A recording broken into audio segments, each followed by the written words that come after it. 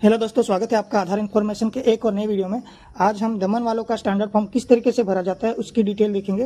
तो जो भी दमन वाले हैं, दमन में रहते हैं, जो Dadra and Nagar Haveli and Daman and Diu में रहते हैं, उनका जो स्टैंडर्ड फॉर्म है वो किस तरीके से भरना है उसका हम डिटेल आज देखेंगे। तो प्लीज़ अभी ध्यान देके देखिएगा, कौन कौन सी मिस्टेक आपको नहीं करनी है, किस तरीके से स्टैंडर्ड फॉर्म भरना है वो इस वीडियो में बताया गया। तो चलिए शुरू करते हैं। सबसे पहले जिस दिन भी आप आधार सेंटर पे जाने वाले हो, यहाँ पे डेट की सेक्शन में उस दिन की डेट डालनी है अपने को, ठीक है। ये फॉर्म 3 महीने तक वैलिड है, लेकिन जिस दिन आप आधार सेंटर पर जा रहे हो उसी दिन की डेट आपको इसमें डालनी है। मैं नॉर्मली कुछ भी लिख रहा हूँ, आप जिस दिन आधार सेंटर पर जा रहे हो ना उसी दिन की डेट आपको इसमें डालनी है।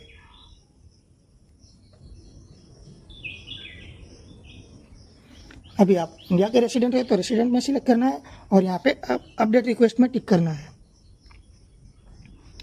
और यहाँ पे दिया गया है to be use only as a proof of address, मतलब इससे सिर्फ आपका एड्रेस चेंज होगा, इससे आपका नाम वगैरह कुछ भी अदर डिटेल चेंज नहीं होगी। उस बात का आपको ध्यान देना है। यहाँ पे आपका आधार नंबर रहेगा 12 अंक का,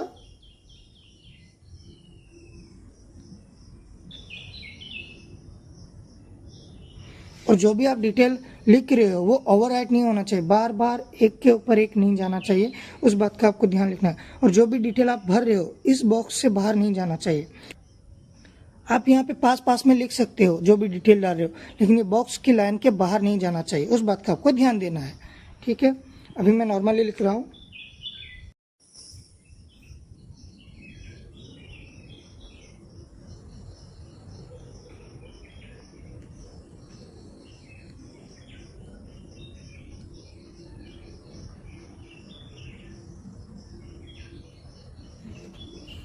मैंने नॉर्मली किसी का नाम नहीं है, ऐसे ही नाम लिख दिया। इस तरीके से आपको अपना जो नाम है पूरा कैपिटल अक्षर में भरना है, और जहाँ पे स्पेस है वहाँ पे स्पेस देनी है। अगर आपका नाम थोड़ा लंबा है, बहुत लंबा है, तो आप 2 लाइन में भी, नाम के लिए 2 लाइन दी गई है तो उसमें लिख सकते हो आप, ठीक है।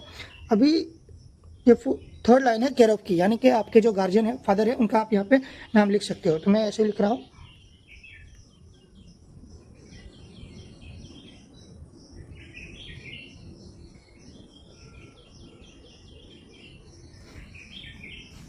अभी यहाँ पे अगर आपका कोई हाउस नंबर है तो वो आप डायरेक्टली हाउस नंबर लिख सकते हो, या तो कोई फ्लैट है तो आप फ्लैट भी लिख सकते हो। इस तरीके से मैं यहाँ पे डायरेक्ट नंबर ही लिख रहा हूँ। आपके घर का जो भी आप नंबर है वो लिख सकते हो, या तो फ्लैट नंबर है वो लिख सकते हो। यहाँ पे आपके यहाँ पे कोई स्ट्रीट या रोड है तो वो लिख सकते हो, अगर नहीं है तो आप चला सकते हो।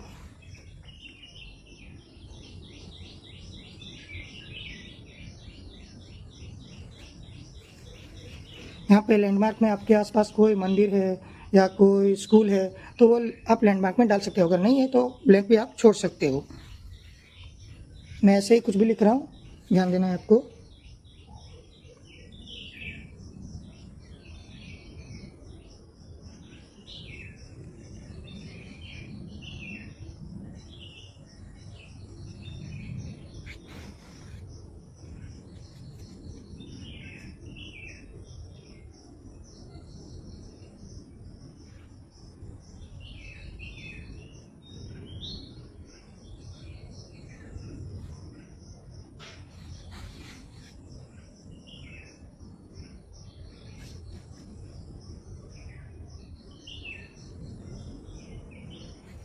यहाँ पे एक मिस्टेक हो गया है, लेकिन आपको अगर छोटा सा भी मिस्टेक होता है तो वो फॉर्म एक्सेप्ट नहीं होता है, तो इस बात का ध्यान देना है।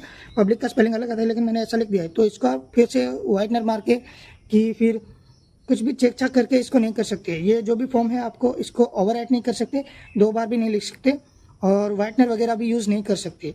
इस बात का आपको ध्यान देना है। तो अगर आपसे कोई मिस्टेक हो जाता है तो आपको नया फॉर्म भरना है, उसी फॉर्म में छेड़छाड़ या सुधारा नहीं करना है। उस बात का आपको ध्यान देना है। और अगर आपका कोई एरिया है तो आप एरिया में कुछ भी लिख सकते हो, अगर नहीं है तो आपको नहीं लिखना है। अभी विलेज, पोस्ट, डिस्ट्रिक्ट और स्टेट, ये जो 4 चीज़ें वो अपने आप से सिस्टम में हम लिख नहीं सकते हैं, जो भी वहाँ पे ऑपरेटर बैठता है वो लिख नहीं सकता है। तो आपको ये 4 चीज़ें प्रॉपर ध्यान देना है, आपको अपने पिन कोड के हिसाब से। अभी इन लोगों का कॉमन आता है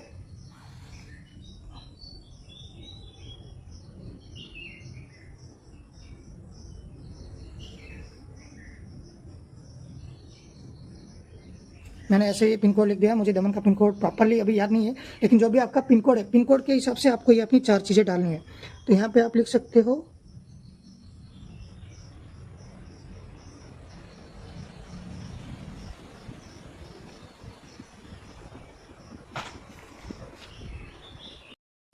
ये 4 चीज़ें अभी यहाँ पे दमन दमन दमन, विलेज में दमन आएगा, पोस्ट में दमन आएगा और डिस्ट्रिक्ट में भी दमन आएगा। यहाँ पे अभी ये जो चीज़ है, बहुत लोग दमन एंड दीव लिखते हैं, लेकिन दमन एंड दीव नहीं लिखना है, आपको पूरा लिखना है।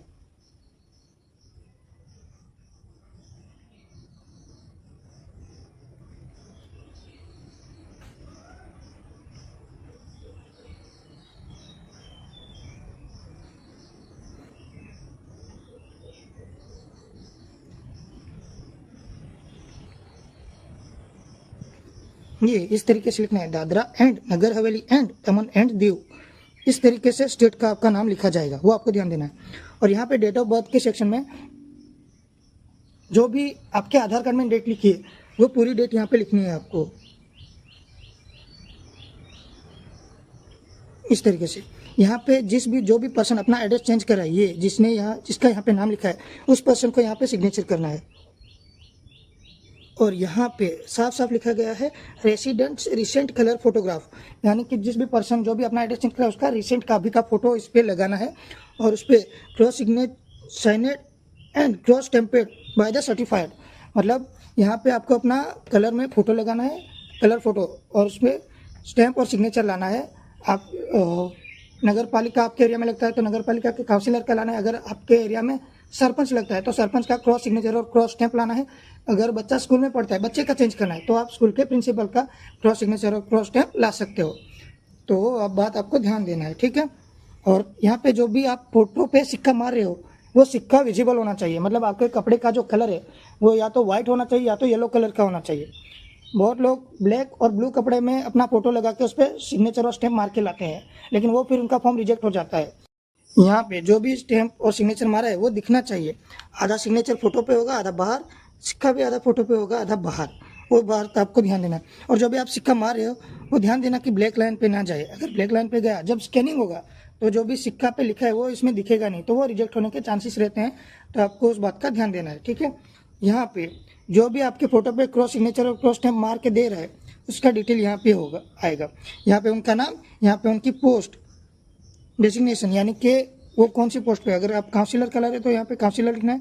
अगर आप स्कूल के प्रिंसिपल का रहे हो तो यहाँ पे प्रिंसिपल ऐसा लिखा होना चाहिए। यहाँ पे उनका एड्रेस रहेगा, यहाँ पे उनका कॉन्टैक्ट नंबर रहेगा। और अभी मेन बात है, ये जो 5 पॉइंट है ये प्रॉपरली आपको ध्यान देना है, ठीक है। यहाँ पे लिखा है नो ओवर राइट, यानी कि जो भी आपका फॉर्म है उसमें कहीं पे भी डबल बार लिखा हुआ होना नहीं चाहिए। बहुत लोग ओवर राइट कर देते हैं, कोई स्पेलिंग मिस्टेक हो गया तो उस पर दोबारा से उसको सुधारने की कोशिश करते हैं, तो वो नहीं करना है। यहाँ पे इश्यू डेट इज फिल्ड, मतलब ये जो इश्यू डेट है वो आपको प्रॉपर भरनी है, वो ध्यान देना है। रेसिडेंट सिग्नेचर, जो भी अपना एड्रेस चेंज करा है यहाँ पे उसका सिग्नेचर होना चाहिए। सर्टिफाइड्स डिटेल, ये जो भी स्टैम्प और सिग्नेचर मार के दे रहा है उसका डिटेल भी प्रॉपर होना चाहिए। और ये recent photo is cross signed and cross stampede, paper two photo और फोटो टू पेपर। जो भी मैंने अभी आपको बताया उस तरीके से जो भी स्टैम्प और सिक्का है वो फोटो से पेपर पे होना चाहिए और पेपर से फोटो पे, उस बात का ध्यान देना है, ठीक है। और ये वो लिस्ट है जिनके पास से आप जाके अपने फॉर्म पे स्टैम्प और सिग्नेचर मार के ला सकते हो, तो उस बात का आपको ध्यान देना है। ये लिस्ट है, प्रॉपर देख लीजिएगा। वो लोग आपके यहाँ पे फोटो पे क्रॉस सिग्नेचर क्रॉस स्टैम्प मार के दे सकते हैं, और उनका स्टैम्प और सिग्नेचर यहाँ पे भी रहेगा, स्टैम्प और सिग्नेचर ऐसा। और भी ऐसी आधार से रिलेटेड वीडियो के लिए प्लीज़ मेरे चैनल को लाइक करें, और जो भी आपका कोई क्वेरी है या क्वेश्चन है वो कमेंट में बताइए। और मेरे चैनल को सब्सक्राइब करना मत भूलना और नोटिफिकेशन को ऑन कर दीजिएगा। धन्यवाद।